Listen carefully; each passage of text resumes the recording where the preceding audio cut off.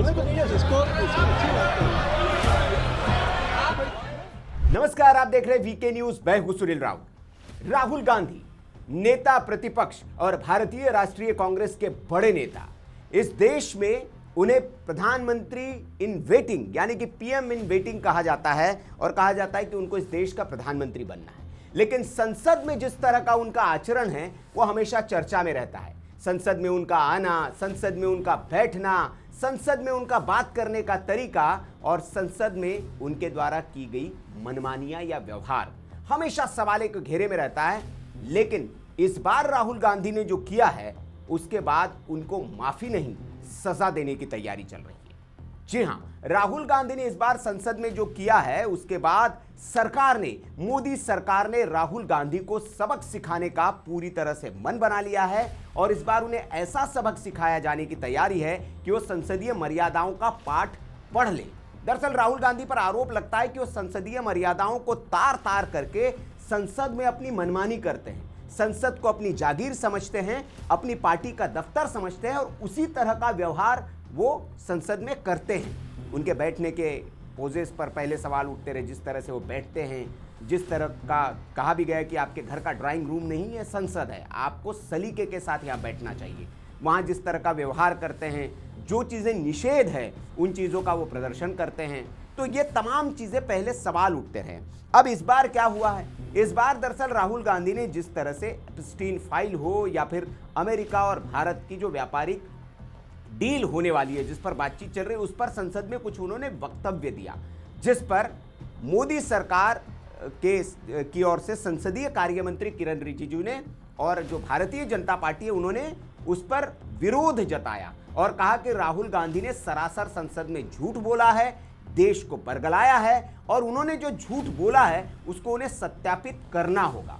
उन्हें बार बार संसद में कहा गया कि इसको आपको सत्यापित करना होगा। इससे पहले मनोज मुकुंद नरवणे साहब की जो किताब थी उस पर भी वही हुआ, लेकिन उन्होंने उन चीज़ों को सत्यापित करने के बजाय अपनी मनमानी करते गए। हालांकि एक्सपंज कर दिया, उनके भाषणों से कई हिस्से काट दिए गए, लेकिन फिर भी अब संसदीय कार्य मंत्री किरण रिजिजू का एक बयान आया। उन्होंने कहा कि हम राहुल गांधी को मौका देते हैं, वो एक नियत समय उनको दिया गया, उस समय तक अगर वो माफ़ी नहीं मांगते हैं, इसके लिए खेद नहीं जताते हैं या स्पष्टीकरण नहीं देते हैं, इन चीज़ों को साबित नहीं करते हैं, तो उनके खिलाफ विशेषाधिकार प्रस्ताव लाया जाएगा। अब ये विशेषाधिकार प्रस्ताव क्या होता है, अगर ये आता है तो क्या होगा, क्या क्या कॉन्सिक्वेंसेस राहुल गांधी को झेलने पड़ सकते हैं, और इससे पहले ये जो विशेषाधिकार हनन का प्रस्ताव है किस किस के खिलाफ आ चुका है, प्रिविलेज मोशन जिसे कहते हैं, और किन किन लोगों को इसकी सजा भुगतनी पड़ी है और क्या सजा भुगतनी पड़ी है, ये सारा इस वीडियो में तफसील से आपको बताने वाला हूं कि राहुल गांधी को ये कितना भारी पड़ सकता है। तो सबसे पहले तो ये जान ली कि विशेषाधिकार हनन प्रस्ताव होता क्या है। तो आपको बता दें कि विशेषाधिकार हनन दरअसल आप जानते ही है या नहीं जानते हैं तो आपको बता दें कि सांसद हो गए, जो संसद के सदस्य होते हैं, विधानसभा के सदस्य होते हैं और जो विधान परिषद जो राज्यों में होती है, इन सब के जो सदस्य होते हैं इनको कुछ विशेषाधिकार मिले हुए हैं। अब इन विशेषाधिकारों का अगर वो दुरुपयोग करते हैं तो जो छूट और जो विशेष उनको रियायतें मिली है उसका अगर वो दुरुपयोग करते हैं और सदन में खास तौर पर इनका वो उल्लंघन करते हैं या फिर सदन के जो सम्मानित सदस्य हैं उनकी गरिमा को ठेस पहुंचाने की कोशिश करते हैं, सदन की गरिमा को ठेस पहुंचाने की कोशिश करते हैं, तो उसे विशेषाधिकार हनन कहा जाता है। और ये जब होता है तब विशेषाधिकार हनन प्रस्ताव उस सदस्य के खिलाफ, संसद के सदस्य के खिलाफ लाया जा सकता है। अब ये इसकी प्रोसीजर क्या होती है ये भी थोड़ा समझ लीजिए। तो विशेषाधिकार हनन की अगर किसी के खिलाफ लाया जाए तो सबसे पहले एक स्पीकर को नोटिस देना होता है। जैसे लोकसभा के स्पीकर ओम बिरला है तो उनके पास संसदीय कार्य मंत्री या कोई सदस्य एक नोटिस देगा कि हम इस सदस्य के खिलाफ विशेषाधिकार हनन का प्रस्ताव लाना चाहते हैं और ये उसकी वजह है। नोटिस मिलने के बाद स्पीकर ये तय करते हैं, उस नोटिस को पढ़ने के बाद उसमें जो कंटेंट होता है, उनमें जो इंटेंशंस है, उनकी सारी जांच करने के बाद कि क्या मामला विशेषाधिकार हनन का बनता भी है या नहीं बनता है, और बनता है तो स्पीकर उसको मंजूरी देते हैं और उस नोटिस को स्वीकार कर लेते हैं वो, तो फिर उसे एक विशेषाधिकार समिति जो होती है उसके पास भेजा जाता है। फिर समिति जांच करती है और समिति क्या करती है, ये भी इस प्रक्रिया को अगर आप समझेंगे तो सबसे पहले समिति एक नोटिस जारी करेगी। जैसे इस मामले में राहुल गांधी के खिलाफ अगर विशेषाधिकार हनन प्रस्ताव आता है तो राहुल गांधी को एक नोटिस भेजा जाएगा, समिति उन्हें समन करेगी, बुलाएगी और अपनी बात जो उन्होंने कही है उसको साबित करने का मौका देगी। समिति ऐसा नहीं है, एक तरह से ये अदालत की तरह होती है। तो जैसे अदालत में कोई आरोपी जाता है, आपने कोई किसी पर आरोप लगाया तो आपको मौका दिया जाता है कि आप अपनी बेगुनाही को साबित करें। तो राहुल गांधी के पास भी उस समिति में मौका होगा कि जो जो उन्होंने संसद में चीजें की है, कही है, उसको वो साबित करे कि हाँ भैया ये मैंने कही है, उसके ये पुख्ता दस्तावेज है या ये उसके सोर्सेस है और इस आधार पर मैंने ये बातें कही, ये मैंने झूठ नहीं बोली, किसी को मैंने बेवजह की चोट नहीं पहुंचाई है, मैंने किसी की मानहानि नहीं की है। अगर संसदीय समिति को लगता है कि हाँ राहुल गांधी ठीक बोल रहे हैं तो उन्हें तो माफ़ी मिल सकती है, लेकिन राहुल गांधी अगर ठीक नहीं वहाँ पर उनकी बातें गलत होती है या अपनी बात को जो उन्होंने बातें कही उसको साबित करने में वो असफल सिद्ध होते हैं, नाकाम साबित होते हैं या कुछ गोलमोल जवाब देते हैं, स्पष्ट जवाब नहीं देते हैं, तो विशेषाधिकार जो समिति से जुड़े अन्य अधिकारी उनको बार बार बुला सकते हैं जब तक वो संतुष्ट न हो और बाकी उस मामले में जो सदस्य है, सिर्फ राहुल गांधी नहीं, जो उस केस से जुड़े बाकी सदस्य, उनको भी वो विशेषाधिकार समिति जो है वो बुला सकती है, समन कर सकती है, फिर उनसे भी पूछताछ होती है। अब जब ये जांच पूरी हो जाती है तो फिर क्या होता है, तो एक रिपोर्ट तैयार होती है और ये रिपोर्ट जो है वो संसद के सदन के जो पटल है उस पर रखी जाती है और अगर उस मामले में संसदीय समिति दोषी पाती है उस व्यक्ति को तो उसके खिलाफ वो खुद सजा नहीं देती समिति, बल्कि सजा की जो है सिफारिश करती है। समिति जो है सजा की सिफारिश करती है संसद से और स्पीकर ये फिर तय कर सकती है। अब समिति सुझाव देती है क्या, सबसे पहले क्या क्या सजाएं मिल सकती है समझ लीजिए। तो सबसे पहले तो एक चेतावनी, कई बार विशेषाधिकार कि संसद सदस्य को चेतावनी देकर उसे छोड़ा जा सकता है। मतलब राहुल गांधी को इस मामले में एक चेतावनी देने की या फटकार लगाने की जो है वो सिफारिश कर सकती है कि इनको आप चेतावनी दे दीजिए या एक फटकार लगाकर इस बार छोड़ दिया जाए। दूसरी जो सिफारिश वो कर सकती है वो ये कि इस मामले पर अगर ये बहुत ज़्यादा गंभीर अगर मामला नहीं होता है तो समिति उन्हें सदन में बिना शर्त माफ़ी मांगने या खेद जताने का निर्देश देने के लिए कह सकती है। ये एक दूसरा। तीसरा, निलंबन।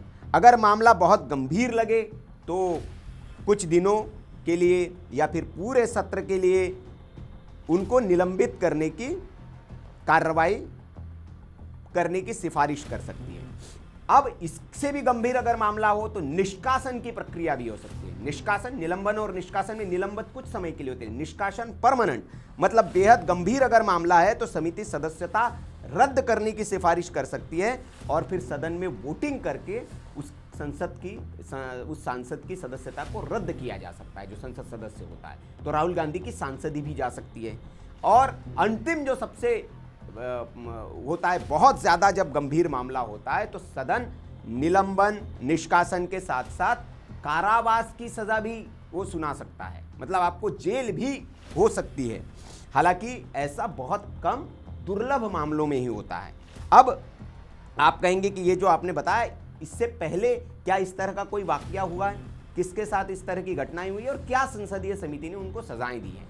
तो सबसे पहले शुरुआत करते हैं राहुल गांधी की दादी से ही, इंदिरा गांधी। जी हाँ, 1978 में लोकसभा में इनके खिलाफ विशेषाधिकार हनन का प्रस्ताव आया था और समिति ने राहुल जो इंदिरा गांधी थी उनको 1975 के एक मामले में सदन की अवमानना का दोषी पाया था। ये माना गया कि हाँ इन्होंने सदन की अवमानना की है और विशेषाधिकार हनन किया है। इन्होंने जो उनके विशेषाधिकार मिले उसका हनन इन्होंने किया है। अब इस मामले में क्या सजा दी गई थी, इस मामले में उनकी सदस्यता रद्द की गई थी और उन्हें सत्र खत्म होने तक जेल भेजा गया था। मतलब जब तक सत्र चल रहा था तब तक उन्हें जेल भी भेजा गया था और उनकी सदस्यता भी रद्द कर दी गई थी। तो ये पहला मामला। फिर 1976 में, ये 75 के मामले में 78 में कार्रवाई थी। 1976 में सुब्रमण्यम स्वामी, जो आजकल आप देखते होंगे बहुत मुखर रहते हैं, सोनिया गांधी और राहुल गांधी, गांधी परिवार के खिलाफ वो खुलकर बोलते हैं।